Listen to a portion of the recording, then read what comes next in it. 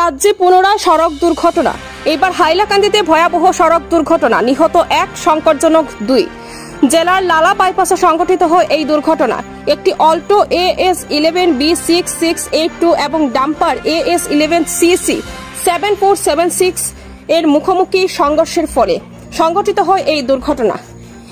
সেই দুর্ঘটনার ফলে নিহত হয় এক ব্যক্তির নাম শেখ একলাসউদ্দিন লস্কর বলে জানা গেছে।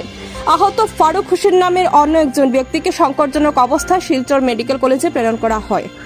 গুরুতর আহত আরেকজন পরিচয় পত্র এখনো লাভ করা যায়নি বলে জানান পুলিশ। দুর্ঘটনার ফলে তীব্র চাঞ্চল্য দেখা যায় হাইলাকান্দি জেলায়।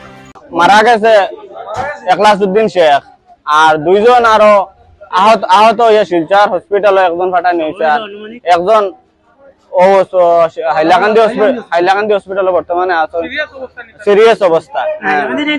আর অনুমানিক টাইম 3টার সময় এই ঘটনাটা হয়েছে আর লালা বাইপাস পেট্রোল পাম্পের সামনে আর মুখামুখি হইয়া। আমি নিজে পিছে একটা ট্রাভেলার বুয়াত আসলাম, তখন আমি নামিয়া দেখছি আমার প্রতিবেশী হইল গিয়া একলাসউদ্দিন লস্কর। দেখে তারে চিনিয়া পরে তারে কুলো করে গাড়ি থেকে নামাইয়া রাখছি। আরো মানুষে শক্তি দিচ্ছেন দিয়া হ গাড়ির সামনে থেকে ও গাড়ি সরাইয়া বাকি যে 2 জন আসলা গাড়ি তার আরো বাখরিয়া অন্য 108 ফোন করছে, তখন 108 আইছে না, তখন এল্টো গাড়ি উঠাইয়া দিয়া একজন করিয়া 3 খান গাড়ি তুলিয়া দিয়া আইছে। একজন মারা গেছেন, 2 জন সিরিয়াস। শিলচর একজন গেছেন আর একজন হাইলাকান্দি হসপিটাল আছেন বর্তমানে। একলাসউদ্দিন লস্কর তান বাড়ি হইল গিয়ে মোহাম্মদপুর জয়কৃষ্ণপুর। বাইপাসও হয়েছে, বাহারো বাট্টার অ্যাক্সিডেন্ট শুনিয়া আইছে। হওয়ার পরে দেখলাম তো গাড়িগুলা আটটাইতরা মন করো তারা রুগী আনবার লাগি, অত 3 এল্টো 3 জন আনা হয়েছে। আনার পরে আমরা যে রুগী লইয়া আইছি, রুগী আনার পরে ডাক্তারে কইছেন মারা গেছে। আর একগুলো বর্তমানে শিলচর রেফার দেওয়া যাবো, শিলচর লইয়া গেছে। আর একজন আছে এক্সরে করা নিয়র, অতখানি আমরা জানি না।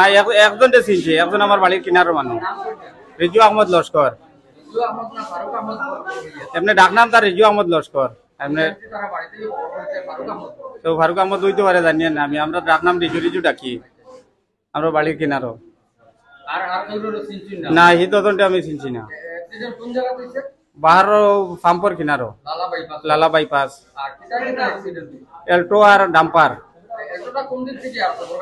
ওটা কইতে আমার জানো কোন দিক থেকে, আর আমরা খালি অ্যাক্সিডেন্ট শুনিয়ে আইছি, মুখামুখি ধাক্কা। শিলচর রেফার দেওয়া হয়েছে, লইয়া গেছেন। ও তো রিজু আহমদ। না, তার নাম জানি না। এখন শোনা যায় কৃষ্ণপুরের মানুষ না।